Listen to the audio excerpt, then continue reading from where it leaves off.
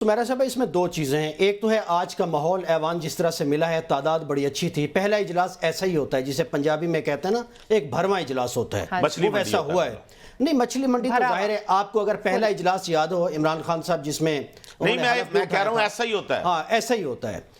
لیکن یہ جو منظرنامہ آج ہم نے دیکھا ہے کہ جن لوگوں نے حلف اٹھایا ہے اور اس میں بڑے بڑے ایسے چہرے نظر آئے جن کے تو مجھے تو لگتا ہے کہ بڑا افسوس ہوا انہیں دیکھ کے, جو بیلٹ میں تو ہار چکے تھے, فارم 47 کے اوپر جیتے ہوئے تھے, فارم 45 والے دوسری طرف بیٹھے ہوئے ہیں, وہ اپوزیشن میں اب لگتا ہے وہی جائیں گے.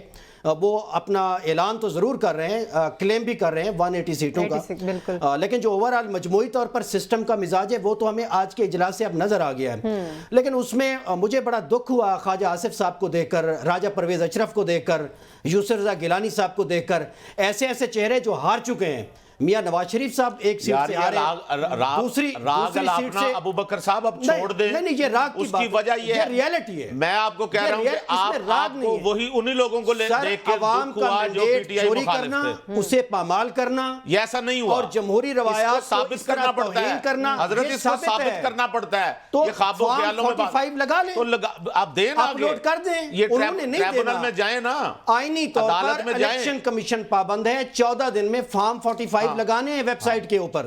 آپ کہتے ہیں پی ٹی آئی جا کے دے دیں. میں نے کہا یہ عدالت میں جائیں. ایک ایسا مینڈیٹ جو اس طرح کی بد تہذیبی کے بعد آئے, غلط جمہوری رویوں کے بعد آئے, اور اس کو حاصل کرنے والے لوگ چوری شدہ چہرے ایک ہی جگہ پہ ایک ہی راگ الاپ کے اصل میں تو ہماری یہ تھی, اصل میں تو یہ تھی, فتح کا ماسک کیے, اور جس طرح سے بڑے شرمندہ چہروں کے ساتھ حاضریاں لگا رہے تھے.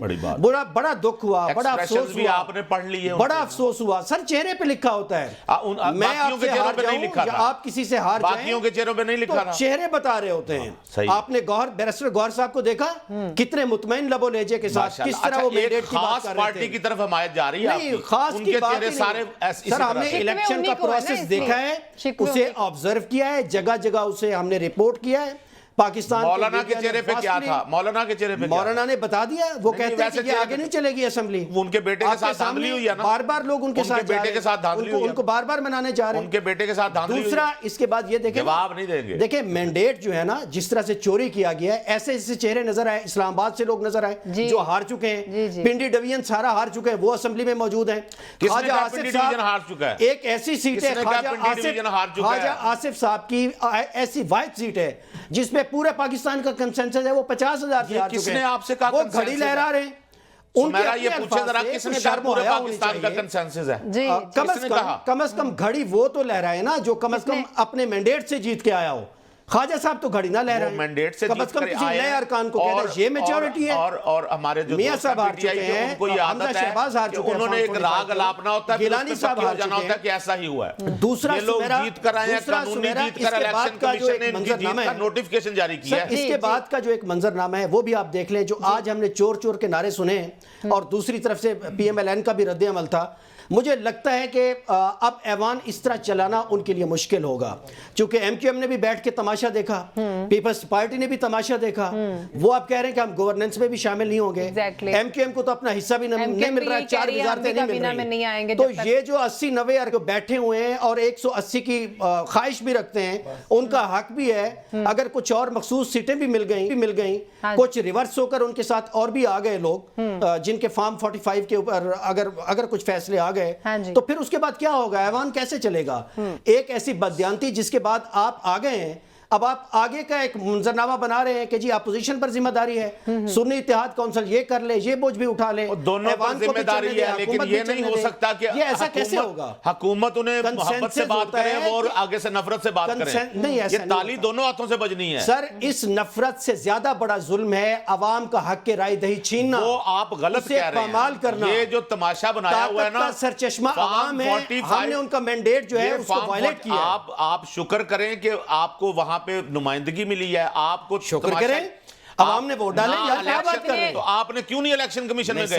سر جا رہے ہیں, وہاں جتنی شکایتیں ہیں وہ نہیں ہیں جتنی آپ کر رہے ہیں. 22 حلقوں کی شکایتیں ہیں پورے پاکستان سے. سر آپ کہتے ہیں جائیں, اب آپ لاجیکل بات آئے گی تو آپ نہیں اسے مانیں گے. الیکشن کمیشن لوگوں کو بتائیں کہ آپ صرف ٹی وی سکرین پہ چیخ رہے ہیں بس. نہیں سر, الیکشن کمیشن کی جو والی بات آتی ہے تو تماشا لگ جاتا ہے. اس کو کیوں وائلیٹ کر رہے ہیں؟ آپ نے کبھی سوال اٹھایا ہے؟ کیا फॉर्म 45 अभी तक क्यों नहीं पब्लिश किए? कितने लगे सवाल उठाया आपने? कितने फॉर्म लगे हैं फॉर्म? आप बताएं। नहीं आप बताएं ना। इलेक्शन कमीशन लगा दे और उसके बाद पूरी कौम को दिखा दे, मीडिया को ब्रीफिंग दे। आज देखिए आपने उनकी रोजाना की बुनियाद पर देखिए आज कितने लगे हुए हैं? इतने संगीन अगर इल्जामात लग रहे हैं तो ईसीपी मीडिया को बताएं, ब्रीफिंग दे दे। ईसीपी तो हर बंदा एक नया सवाल लेके जा रहा है ना कि मेरी बात का भी जवाब दे। ईसीपी आपको नहीं जवाब दे। 45 पे तो कंसेंसस आईनी जिम्मेदारी है ना, वो लगा मौजूद है, जाइए देखिए। नहीं ना सर, ऐसे अभी खोलिए वेबसाइट, ऐसे ना करें सर, अभी खोलिए। जिनका फैसला नहीं हुआ, नहीं जो उनके पास शिकायत है वो कैसे लगा दें? ये चोरी शुदा मैंडेट है सर। वही बात कर रहे हैं। हमारे इलेक्शन कमीशन, हमारे उलझाव से कुछ नहीं होना, कौम का एतमाद नहीं है हुकूमत के ऊपर। जो शिकायत है उनके शिकायत के बाद ही फॉर्म 45 लगाएगा ना। पूरा इलेक्शन ही कि वो आपको पहले दिखा दे। कह रहे हैं ये रिग्ड आप कह रहे हैं हमेशा वही बात। नहीं ऐसा में भी यही था तमाशा। मदर ऑफ ऑल इरेगुलरिटीज है। इरेगुलरिटी छोटा लफ्ज है, रिगिंग है ना कि एमक्यूएम नहीं शामिल हो रही जी या यूं होगा तो हो सकता है इनको मिल जाए तो ये शामिल हो जाएं। तो 24 मिला, वो तो पहले से कह रहे थे कि आप बनाए हुकूमत, और इन्होंने बना लिया हुकूमत, तो अपोजिशन कौन होगी? वो कमजोर होगी। यही हाल उन्होंने करना है। नहीं, चोरी शुदा वोटों से आने वाले लोग कमजोर होते हैं, उनके नुक्ता नजर में कुछ जान नहीं होती है। ना करें उनका जो प्रोग्राम होता है, विजन होता है, वो बड़ा फिक्टिशियस होता है। फैक्ट्स पे चलें, फैक्ट्स पे चलें। फैक्ट यही है, फैक्ट यही है जो उधर बैठे हुए हैं, वो फैक्ट है। इन नताइज को कौन चैलेंज कर रहा है? कौम ने आपको उतने वोट नहीं दिए जितने उन्होंने पीपल्स पार्टी, नून लीग और बाकी जमातों को दिए हैं। वो नहीं दिए उन्होंने, वो नहीं दिए। कमाल है सर। वो किनको दिए? आप तो समझते हैं सबने आपको वोट दिए। अच्छा अबूबकर साहब, 186 सीटें जो हैं ये किस तरह से क्लेम कर रहे हैं? फॉर्म 45 के मुताबिक कर रहे हैं। मुताबिक अब आईनी तौर पर इनको डिसाइड कर लें, चलो इतनी सीटें नहीं आएंगी तो कम से कम 50-60 सीटें नहीं आएंगी। जब 50-60 सीटें तो हैं जिन पे बहुत बड़ा 80 का आपने वैसे ही कहा हुआ है, लेकिन 50-60 सही है। ये कह रहे हैं। मैं इंडिपेंडेंटली अगर बात करूं तो तहरीक इंसाफ तो 180 सीटों का क्लेम आप क्लेम कर रही है ना, तो इसका मतलब 50 पे भी राजी हो इसको प्रॉप किया जाए ना सर। क्यों किया जाए? करना चाहिए। आपका दिल चाहता है कि 50 मिल जाए तो आपको दे दिया कमीशन बनानी था 2013 के इलेक्शन के बाद। है ना ट्रिब्यूनल उन्होंने 42 तजावीज़ दी थी, उन पे अमल हुआ। आप फैसले गए हुए हैं ना वहां पे। मुल्क साहब का जो कमीशन, मैं आपको कह रहा हूं जो ट्रिब्यूनल में फैसले गए हुए हैं वो आ रहे हैं ना। नहीं सर, वो आपके हक में आने चाहिए। इलेक्शन कमीशन से आप किस इंसाफ की तवक्को रखते हैं? तो किस कहां करना चाहिए? ऐसा इलेक्शन कमीशन जो इलेक्शन कराना नहीं चाहता था, बताएं। मैं किसी डॉक्टर से 90 दिन की हुकूमतों को 13-13 महीने हुकूमत करने, हमने जो ट्रिब्यूनल में जाना है वो कहां जाना है? आप कमाल करते हैं। इलेक्शन कमिशन बायस्ड है, उनका चीफ इलेक्शन कमिश्नर बायस्ड है। बायस्ड कैसे हो गया? ऐसे रिटायर्ड ब्यूरोक्रेट आपके बैठे, उनके अगर कोई दबाव भी था तो कम से कम छोड़ देते। ये किन्होंने लगाया हुआ है by the way election commissioner? नहीं, उनको छोड़ देना चाहिए ना अगर उनके ऊपर दबाव है। क्यों?